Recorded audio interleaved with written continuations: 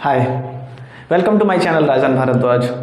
जैसा कि मैंने आपको बताया था कि अब से हम डेली करेंगे एक नई क्लास करेंगे ही, तो आज फिर से उसी सेशन को लेकर के आया हूँ। क्लास 10वीं के मॉडल क्वेश्चंस को लेकर के आया हूँ जो 2020 में बिहार बोर्ड के द्वारा दिया गया। तो आइए स्टार्ट करते हैं, लेकिन स्टार्ट करने से पहले एक मोटिवेशनल थॉट मैं समझता हूँ कि ऐड होना चाहिए। मैंने यहाँ पे लिखा भी है, जी जान लगा दो कमाने में क्योंकि पैसा बहुत ज़रूरी है इस जमाने में। तो निश्चित रूप से जी जान लगा दीजिए आप लोग। इस ज़माने में अगर नहीं कमाएंगे तो आपकी अहमियत बिल्कुल भी शून्य होगी, और यह तभी पॉसिबल हो पाएगा जब आप मन लगा करके पढ़ेंगे। तो फिर से दोहराते हुए कि जी जान लगा दो कमाने में क्योंकि पैसा बहुत ज़रूरी है ज़माने में। आइए स्टार्ट करते हैं इस सेशन को। सबसे प्रथम क्वेश्चन की ओर चलते हैं, मिटाते हैं इसको, फिर से चलते हैं हम लोग प्रथम क्वेश्चन की तरफ चलते हैं। प्रथम क्वेश्चन आप देख लीजिए, जैसा कि फर्स्ट क्वेश्चन मैंने लिया है। कहा है कि PQ के रूप में 0.41, ऊपर में क्या लिखा हुआ है, इसको हम लोग ऊपर में जो लगा हुआ है इसको देख लीजिए। 0.41 ऊपर में रेकरिंग लगा हुआ है, इसे हम लोग 12वीं कहते हैं, को लिखा जा सकता है। कहता है किस रूप में इसको लिखा जाता है, ऐसा इसको बताना है। देख लीजिए 0.41, यहाँ पे दो बातें हमें सीखनी पड़ेगी। 0.41 मैंने दो बार लिखा है, एक बार बार लगाया है, एक बार कुछ नहीं, सीधा सिंपल सा छोड़ा है। 0.41 और 0.41 के पावर में बार लगाया हुआ है। दो अलग अलग वैल्यू आ सकता है। अगर इसे हम सॉल्व करते हैं तो इसका सॉल्यूशन क्या आएगा, क्या पता है? देखिए क्या आता है। सीधा से हम लोग इसको पॉइंट को हटाएंगे, नीचे में हमारा आ जाएगा 1, आ जाएगा 00, मतलब हमारा आंसर हो जाएगा 41/100। बट अगर रेकरिंग लगा हुआ है तो सिंपल सी बात है कि 41 और 2 डिजिट है, 99 आप लिखिए। सिंपल सा है, दोनों पे लगा हुआ है तो 29 आप लिखिए। अगर यही क्वेश्चन होता 0.4 टू दी पावर बार होता तो इसका आंसर हो जाता 4/9, क्योंकि एक के ऊपर में बार लगा हुआ है तो 19 नीचे में आएगा। एक और देख लीजिए 0.413 अगर रहता है, 3 के ऊपर में रहता बार, तो इसका आंसर क्या होता है देख लीजिए 413 और नीचे में हो जाता 999। मुझे लगता है कि इस तरह के प्रॉब्लम अगर आते हैं तो डेफिनेटली हम लोग सॉल्व कर लेंगे, कोई दिक्कत है नहीं होनी चाहिए। आइए नेक्स्ट क्वेश्चन पे चलते हैं। तो इसका आंसर क्या होगा? इसका आंसर होगा हमारा ऑप्शन नंबर सी। आइए, निम्न में से कौन अपरिमेय संख्या है? हमें बताना है कि अपरिमेय संख्या। आपको दो चीज यहां पे समझना पड़ेगा कि अपरिमेय और परिमेय, यहाँ पे समझना पड़ेगा इन दोनों के बारे में, है ना। परिमेय को हम लोग क्या कहते हैं? P/Q के रूप में लिखते हैं। सबसे पहले आपको पता होगा, इसे हम लोग नहीं लिखते हैं, P/Q के रूप में नहीं लिखते हैं, है ना। इसे परिमेय संख्या में रूट में किसी चीज़ को नहीं लिखते हैं, रूट में किसी चीज़ को नहीं लिखते हैं। आइए एक और बात समझिए कि इसके पावर में 2 टू दी पावर 1/2 ऐसा इस तरह के टर्म को हम लोग नहीं लिखते हैं, हमेशा ध्यान दीजिएगा। आइए ऑप्शन से चलते हैं हम लोग। हमें खोजना है अपरिमेय संख्या। अपरिमेय संख्या ऐसा होगा जो जनरली रूट में रहता है, या पावर में हो तो निगेटिव पावर हो, या फिर इस तरह के पावर में हो, 2 टू दी पावर 1/2 हो, 2 टू दी पावर 1/3 हो, ऐसा कुछ हो तो ये अपरिमेय संख्या में चला जाएगा। सॉरी, यहाँ लिखना था मुझे, ये यहाँ होगा 2 टू दी पावर 1/2 होगा, 2 टू दी पावर 1/3 होगा, और भी बहुत सारी बातें हो सकती है। यहाँ पे ऑप्शन से चलते हैं। √9, अब एक बार देखिए यहाँ आइए, ऑप्शन से चलते हैं, एक एक तोड़ के हम लोग पढ़ते हैं। √9 को अगर हम लोग इवैल्यूएट करते हैं, सॉल्व करते हैं तो क्या आता है? √9 को इवैल्यूएट करते हैं तो सिंपल सा है, 3 × 3 2 टाइम्स है। रूट अंडर है, आपको पता है, अगर इसे सॉल्व करें तो ऐसे लिख सकते हैं 3/2, और चूंकि रूट अंडर है तो रूट अंडर भी लगा लीजिए आप, फिर से 3/2, और इसके ऊपर में रूट के बदले में 1/2 से 2 कैंसिल हो जाएगा, हमारा आएगा सिंपल सा 3 आएगा। 3 क्या है आपको पता है? परिमेय संख्या है। आइए पहला खत्म है, ये परिमेय संख्या आ गया। √16 को लेते हैं। √16 आपको पता है, ये 4 × 4 चला जाएगा, हमारा कितना आंसर हो जाएगा 4, ये परिमेय संख्या है।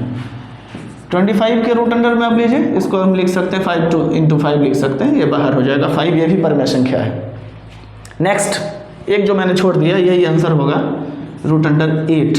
8 को कैसे इवैल्यूएट करते हैं आप खुद देख लीजिए, 2 × 2 × 2 करते हैं, हमारा क्या आता है 2 का स्क्वायर आता है, × 2 आता है, इसका रूट अंडर आता है। बाहर करते हैं हम लोग तो एक 2 बाहर आता है, एक रूट में ही रह जाता है। मैंने पहले ही कहा था कि जो चीज़ रूट में होता है वो अपरिमेय संख्या होता है। हम लोग अपरिमेय संख्या की बात कर रहे हैं, और अपरिमेय संख्या की बात कर रहे हैं। अपरिमेय संख्या में जो रूट में रह जाता है वही हमारा अपरिमेय संख्या होता है। तो root 8 is the correct answer. Next, कोई दिक्कत नहीं होनी चाहिए। और भी जैसे जैसे क्वेश्चंस आते जाएंगे हम लोग और भी ज़्यादा डिटेल से डिस्कस करते जाएंगे। तीसरा, समझ में आया होगा, मुझे लगता है समझ में निश्चित आया होगा। आइए आगे चलते हैं हम लोग। नेक्स्ट क्वेश्चन है बहुपद 6x - 21। देखिए 6x - 21, इसका कह रहा है शून्यक निकालने के लिए। एक बात हमेशा समझ के चलना है, शून्यक का मतलब क्या होता है। शून्यक का मतलब होता है सॉल्यूशन। सीधा बात समझिए, इसका सॉल्यूशन क्या होगा। बहुत सारा भाषा रहता है, अलग अलग भाषा रहता है। कहता है शून्यक निकालिए, इसका हल निकालिए। यहाँ पर एक्चुअल में जो शून्यक और सॉल्यूशन का मतलब है कि x का क्या वैल्यू होगा, यहाँ पर ये निकालना है x का वैल्यू क्या होगा। और इस तरह के क्वेश्चन में जैसे ही शून्यक की बात करते हैं ना, इस टर्म को इक्वल्स टू 0 कर देते हैं। सीधा है, इक्वल्स टू 0 कर देते हैं। और 0 करते हैं तो सिंपल से सॉल्यूशन करना है मुझे। सॉल्व कैसे करना है, ये 6x हो जाएगा। आपको नहीं पता हो तो मैं हमेशा एक चीज़ बताता हूँ, क्लास में भी बताता हूँ बच्चों को, कि कोई भी टर्म अगर लेफ्ट साइड और राइट साइड, हमेशा हम लोग देखते हैं कि क्वाड्रेटिक इक्वेशन हो या किसी भी तरह का इक्वेशन हो, अगर उसमें लेफ्ट साइड और राइट साइड होता है तो लेफ्ट साइड और राइट साइड में कोई भी टर्म अगर बदलता है, एक बात अब यहाँ देखिए, अगर ये लेफ्ट साइड में ये लेफ्ट में हम लोग लिख लेते हैं लेफ्ट, ये लिख लेते हैं राइट, हम लोग राइट लिख लेते हैं। लेफ्ट में अगर माइनस है, इधर से जाएगा तो ये हो जाएगा प्लस, इधर अगर प्लस है राइट में जाएगा तो हो जाएगा माइनस, इधर अगर मल्टीप्लाई में है इधर जाएगा हो जाएगा भाग, इधर अगर भाग में है डिवाइड में है तो इधर क्या हो जाएगा गुना। इस बात को आप देखिएगा अंतर। तो यही चीज़ यहाँ पे है, यही चीज़ यहाँ पे है, क्या लिखा हुआ है 6x - 21 = 0। तो 6x हम लोग लेफ्ट साइड में ही रखते हैं और राइट साइड में किसे ले जाते हैं 21 को ले जाते हैं। यहाँ माइनस में है तो इधर हो जाएगा प्लस में। फिर अब देख लीजिए, मैंने पहले ही कहा था इस साइड मल्टीप्लाई में 6 है, इस साइड जाएगा तो हो जाएगा डिवाइड में, ये हो जाएगा 6। अब इससे हम लोग क्या करते हैं, काटते हैं। यहाँ पर हम लोग कह सकते हैं, अगर पढ़ना हो तो अच्छे से पढ़ना हो तो क्या कह सकते हैं, x = 21/6। अब इसे काटिए, काटेंगे कैसे, 2 से कटेगा, 2 3 = 6 नहीं कटेगा, 3 से काटना पड़ेगा, 3 2 = 6, 3 7 = 21। हमारा आंसर हो जाएगा x = 7/2।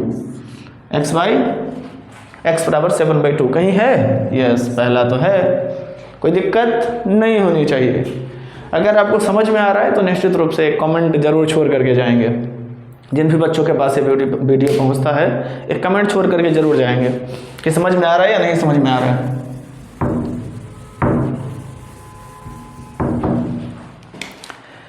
हम लोग का 4th क्वेश्चन की ओर चलते हैं। हमें बताना है घात। क्या बताना है, घात। आइए इसको डिटेल से पढ़ते हैं हम लोग। घात 3, इस घात की एक कहानी है। मैं कभी भी गांव के किसी कोचिंग में जाता हूं तो बच्चों को फंसाने का प्रयास करता हूं। तो मुझे आज भी याद है कि 2-3 ऑप्शन मैंने दिए थे। एक कोचिंग में गया था, तो हमारे एक मित्र का कोचिंग है, वहाँ मैं गया था एक दिन पढ़ाने के लिए। तो मैं बच्चों को समझाने का कोशिश किया था, एक फंसा करके कुछ ऐसा प्रश्न दे दिया जाए जो बच्चे खुद में कन्फ्यूज हो जाए। एक क्वेश्चन था, आप खुद देखिएगा। क्वेश्चन मैंने दिया था 2⁻³ - 10x + 5। अब खुद देखना है। एक और ऑप्शन मैं जैसे बताता हूँ, इस ऑप्शन को भी इंक्लूड कर लेते हैं, या छोड़िए उसे मैं देखता हूँ बाद में। एक ऑप्शन और भी है 2⁻³ × 2⁻² - 10x² + 5x + 1। अब बच्चों को मैंने ये दिया और मैंने कहा कि आप इसका घात बताइए। तो जनरली बच्चे क्या देखते हैं, जो पावर देखते हैं। किसी चीज़ का पावर देख लिया, उन्होंने सीधा इसका पावर देखा, कहा कि घात 3 होगा। उन्होंने सीधा कहा कि इसका घात क्या होगा, 3 होगा। लेकिन ये गलत है, ये गलत है। अब जैसे इसी को देख लिया तो इस दोनों को काउंट कर लिया, हो गया 2। इस क्वेश्चन में देखा घात, तो इसने कहा कि भाई सर बताते हैं कि जो सबसे ज़्यादा पावर वाला होता है वो घात हो जाता है। तो उन्होंने सबसे ज़्यादा पावर वाला देख लिया कि 2⁻³ है, तो उन्होंने कहा घात हो गया 3। लेकिन ये भी गलत है, हमेशा ध्यान दीजिएगा। एक और एग्जांपल देता हूँ, जैसे लिखा हुआ 2⁻³ - 10x - 5x² + 6x⁻3, और यहीं पर मैं लिख दिया जैसे 5⁻6। तो इस तरह के क्वेश्चन जैसे आए, बच्चे देखे, उन्होंने देखा, मुझे लगता है कि एक लड़की थी जिससे मैंने पूछा था इसका क्या घात होगा। हो सकता है नंबर अलग अलग चेंज हो गया हो लिखने के टर्म में, तो उन्होंने कहा था कि सर सबसे बड़ा तो घात ये 6 लगता है, मुझे लगता है 6 इसका आंसर होना चाहिए, घात बराबर 6। लेकिन यह भी सही नहीं था। जब हम बढ़िया से हम लोग जब इसके बारे में डिस्कस कर लिए थे, बहुत ज़्यादा डिस्कस कर लिए थे, तो हम तब फाइनलाइज करके बताए कि चलो अब मैं घात बताता हूँ एक्चुअली में घात किसको कहते हैं। आइए हम लोग भी उसी घात को पढ़ते हैं। घात में क्या करते हैं ना, देखिए अगर घात समझना हो, है ना, तो यहाँ पर हमें वेरिएबल और कांस्टेंट समझना पड़ेगा। ये वेरिएबल और कांस्टेंट हमें समझना पड़ेगा, वेरिएबल कांस्टेंट को सबसे पहले। वेरिएबल वही टर्म है, सीधा बात है, ABCD वाला टर्म, ABCD पूरा ले लो आप जेड तक। कांस्टेंट टर्म ये भी इनफाइनाइट है, जहाँ से भी आप लेना चाहो, 1 से ले लो, ये इन्फिनिटिव तक ले लो, ये सारे कांस्टेंट टर्म, जिसको गिनती की संख्या कहते हैं उसे हम कांस्टेंट कहते हैं। वेरिएबल जो भी जिसका मान हमेशा बदलता रहता है। चर अचर में भी हिंदी में हम लोग कह सकते हैं, चर और अचर में भी कहते हैं।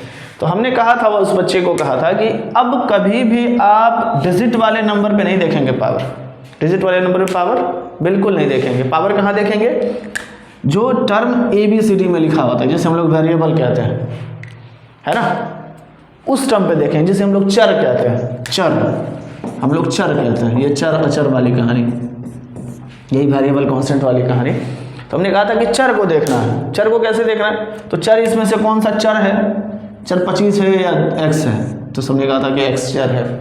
तो x का पावर क्या है, x का पावर क्या है 2। तो हमेशा ही हम लोग चर के पावर को देखते हैं। अगर 2-3 दिया हुआ है तो हम लोग देख लेंगे, अच्छे से सोच समझ लेंगे किसका पावर हमें देना है।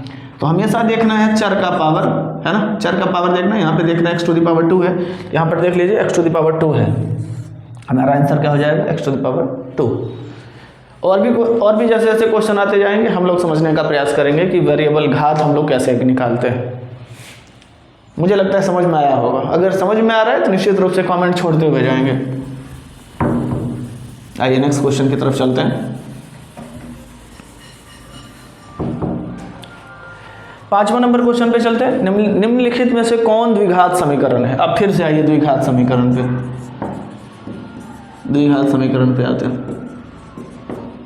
समीकरण का सबसे पहले रूप आपको याद होना चाहिए, ये भी पूछता है एग्जाम में, आपको याद है, लिख डालिए।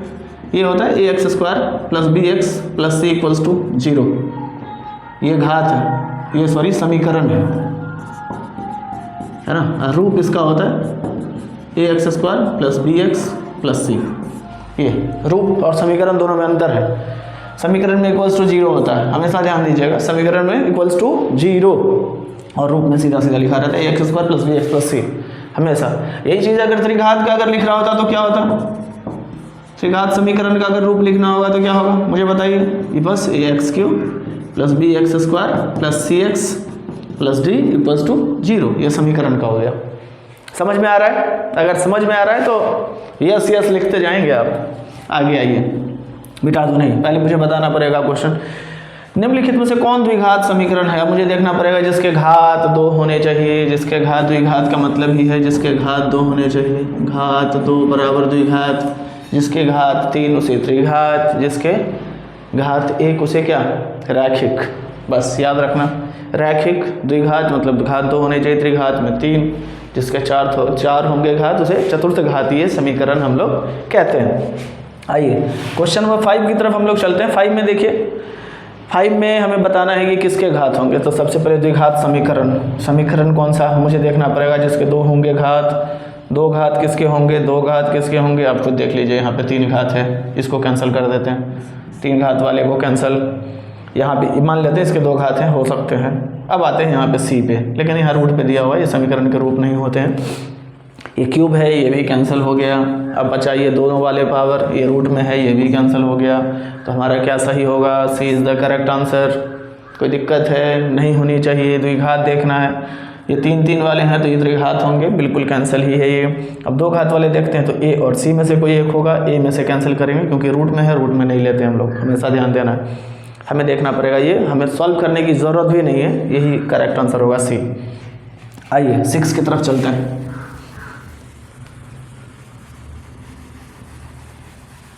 क्वेश्चन नंबर 6 की तरफ चलते हैं। यदि m तथा n अभाज्य संख्याएं हैं, अभाज्य संख्या पता है ना, अभाज्य संख्या पता है, प्राइम नंबर कहे जाते हैं, उसके दो ही फैक्टर होते हैं। किसके? दो फैक्टर होते हैं, ओनली टू फैक्टर होते हैं उसके, ओनली टू फैक्टर होते हैं, कहे जाते हैं बॉस नंबर कहते हैं प्राइम नंबर को, बॉस नंबर के। वही डॉन को पकड़ना मुश्किल ही नहीं नामुमकिन है, वो वाली बात कि मैं खुद से ही पकड़ा जाऊंगा या फिर 1 से पकड़ा जाऊंगा और किसी से भी नहीं। ये हमारा ओनली टू फैक्टर होते हैं, 1 एंड इटसेल्फ, बस सिंपल सा, या तो खुद से पकड़े जाएंगे या फिर 1 से, या तो 1 से डिवाइड होगा, 1 से उसका हम लोग फैक्टराइज कर सकते हैं या खुद से कर सकते हैं। आइए, इसने कहा कि m तथा n अभाज्य संख्याएं हैं, तो m³ n² और m² n² का महत्तम क्या होगा? दो नंबर है, एक बार देख लीजिए क्या लिखा हुआ है, नंबर लिखते हैं हम लोग, m³ n² है और लिखा हुआ है m² n²। अब बताना है हमें, क्या बताना है? मौसो हमें निकालना है HCF। इंग्लिश में एक बार समझिए, लिखा हुआ है highest common factor, highest common ये फैक्टर है, हाईएस्ट कॉमन फैक्टर। अब कॉमन देखना है, हाईएस्ट होना चाहिए, कॉमन होना चाहिए और फैक्टर होना चाहिए। भैया देखिए कॉमन, अब इसको अगर थोड़ा सा तोड़ के लिखें तो m इंटू m, n को करेंगे तो n इंटू n, स्क्वायर वाले सेकंड वाले टर्म को तोड़ते हैं तो m इंटू m, और n को करते हैं तो n इंटू n। अब देखिए कॉमन लगाते हैं, बचपन में हम लोग ऐसे ही करते हैं ना, बिल्कुल ऐसे ही, क्योंकि हमको सबको लेकर के चल रहे हैं, इसीलिए देख लीजिए 2 टाइम्स m आया है कॉमन और 2 टाइम n आया है कॉमन, मतलब हमारा आंसर जो हो जाएगा वो हो जाएगा m² n²। देखिए कहीं पे है, C में है दिया हुआ, कोई दिक्कत नहीं होनी चाहिए। अगर समझ में आ रहा है कमेंट छोड़ के जाइए, yes। 7 में हम लोग चलते हैं। यदि a और 18 का लघुत्तम समावर्तक 36 है और a और 18 का महत्तम समावर्तक 2 है, तो ये बराबर क्या होगा? सीधा कुछ नहीं, देखो इसको मत देखो, इसको मत देखो, मौसों पे चलते हैं। अब कह रहा है मौसों को लेके चलते हैं, a और 18 का मौसम। अब चलिए कहाँ पे चलते हैं, इसको मिटाने दीजिए।